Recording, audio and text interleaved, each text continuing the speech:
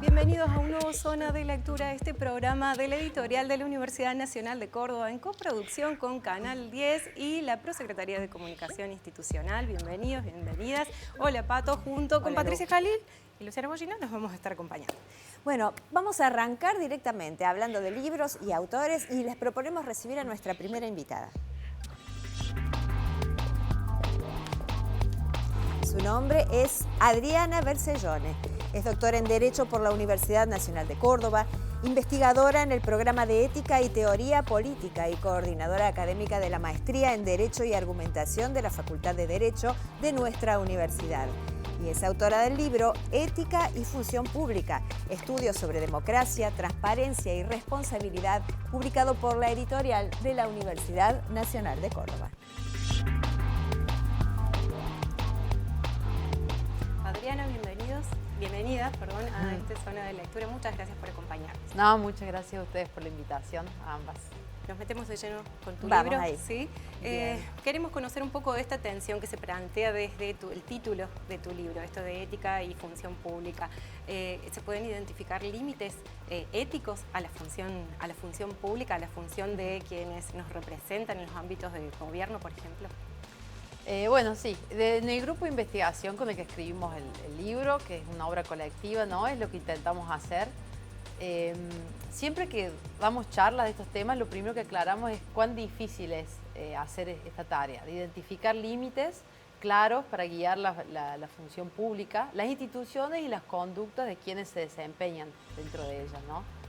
Por ahí uno piensa que es difícil porque la política es un ámbito difícil, ¿no? Hay puja de intereses, escasez de recursos, estamos siempre decidiendo el calor de los problemas, pero en realidad también es problemático porque el problema es teórico, de fondo, ¿no? Digamos, tenemos desacuerdos genuinos sobre qué principios debieran guiar nuestra vida, qué es correcto y qué es incorrecto, ¿no? Tenemos desacuerdos genuinos sobre esto, por ejemplo, cuando pensamos en la mentira, la verdad.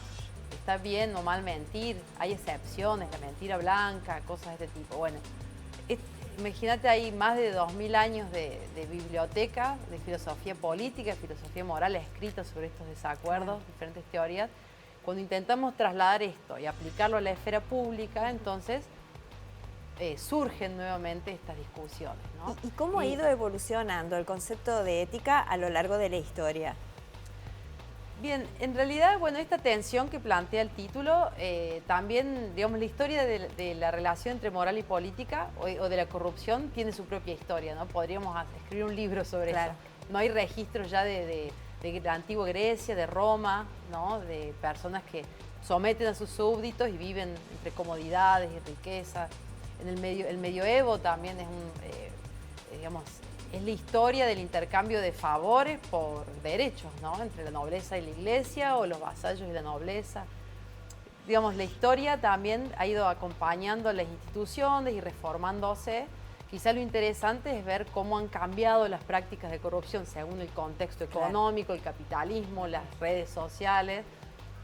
Y bueno, al día de hoy, ¿no? Que convivimos con instituciones democráticas que nos permiten ejercer un mucho mejor y mayor control sobre quienes ejercen cargos públicos, pero también, bueno, hay herramientas tecnológicas que facilitan las prácticas de corrupción, ¿no? Perdón, y en ese sentido, porque esta frase, ¿no? Tan utilizada, esto de en política todo vale, ¿no? ¿Qué significa eso y qué luz nos da sobre esa frase tan acuñada en la investigación que ustedes han desarrollado?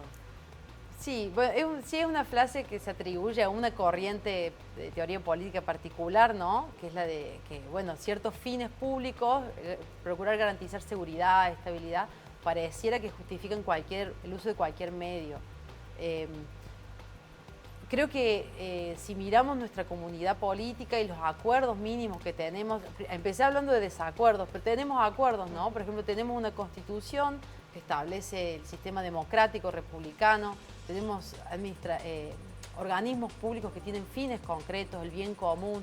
Si nos fijamos en estos acuerdos que tenemos, podemos de ahí derivar reglas que permiten reprochar o elogiar conductas dentro de la función pública, ¿no?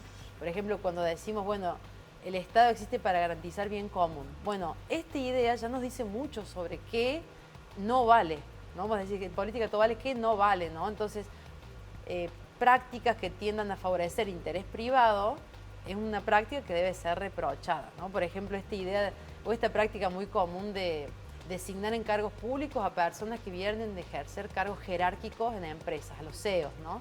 Que trasladan todo su grupo de interés y el intento por favorecer a élites desde los cargos públicos. Bueno, por algo esto lo reprochamos, porque va en contra de la idea de bien común que está detrás, inmanente en nuestra Constitución, en nuestra comunidad política. Y así también la idea de democracia nos da ciertos principios y luego reglas para guiar la función pública, En ¿no? este mismo sentido, ¿estaríamos ante el mismo ejemplo en designar a personas que no estén a la altura del cargo, capacitadas para ejercer el cargo, o como también muchas veces pasa, designación de amigos o de parientes? Claro, sí, si pensamos en qué es la función pública, digamos, la naturaleza de función pública es que es una vocación hacia la comunidad, ¿no? El mismo concepto lo dice. Por eso vos decís, designar a alguien que no esté a la altura del cargo, una de las exigencias es formación, preparación, por eso para muchos cargos públicos hay mecanismos de acceso, ¿no? Que son democráticos, que garantizan igualdad de oportunidades, pero que exigen cierta preparación, Claro, ¿no? digo, porque a veces la intención es buena, o no sé, pero termina sucediendo esto, ¿no? Claro, sí, pero digamos, es lo que te decía también, que también convivimos hoy, digamos, en un contexto global de, al menos en Occidente, mayoría de estados democráticos que tienen muchas herramientas que nos permiten controlar la autoridad pública, la autoridad política, herramientas para denunciar, para seguir estas denuncias, ¿no? Ver cómo evolucionan en la justicia. De manera que también tenemos que aprovecharnos de esto. Ya no vivimos en el periodo de Roma, en el medioevo, donde podíamos sufrir algún tipo de mal físico por denunciar estas cosas, ¿no? Entonces, creo que en los últimos 20, 30 años han habido grandes progresos en materia de lucha contra la corrupción, de transparencia, ¿no? Y hay que aprovecharse de eso. Y en ese sentido señalar así, si tuvieras que hacer un pequeño, de manera sintética, cuáles son los mecanismos que garantizan, digamos, la transparencia de la función pública, por ejemplo.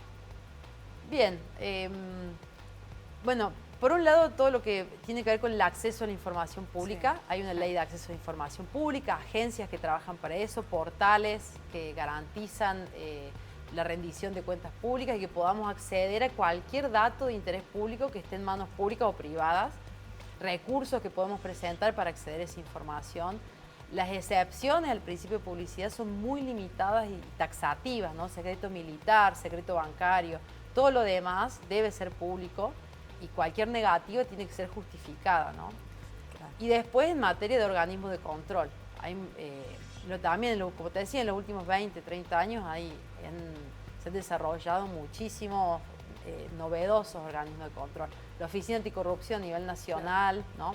Después hay organismos que hacen auditorías sobre el modo en que se manejan las cuentas, ¿no? La Auditoría General de la Nación, la Sindicatura General de la Nación. A nivel provincial, inclusive, no sé, el ARCEP, Tribunal de Cuentas, podemos pensarlo. Claro.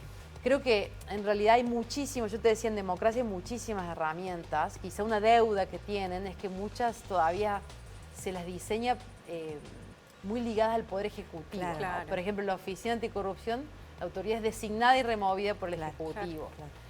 La Sindicatura General de la Nación también. Entonces, Digamos que en papeles todo funciona, pero después en la práctica se le hace alguna vueltita. Bueno, mucho más para leer Sí. y para aprender sobre esto, y está por supuesto en el libro que se puede conseguir En la librería. En la librería 1918. 1918 y en todos los puntos de ventas donde están los libros allí de la editorial de la Universidad Nacional de Córdoba. Muchísimas gracias, Adriana. no, gracias a ustedes. Gracias por la invitación. acompañarnos. Hacemos una pausa. Hacemos una pausa.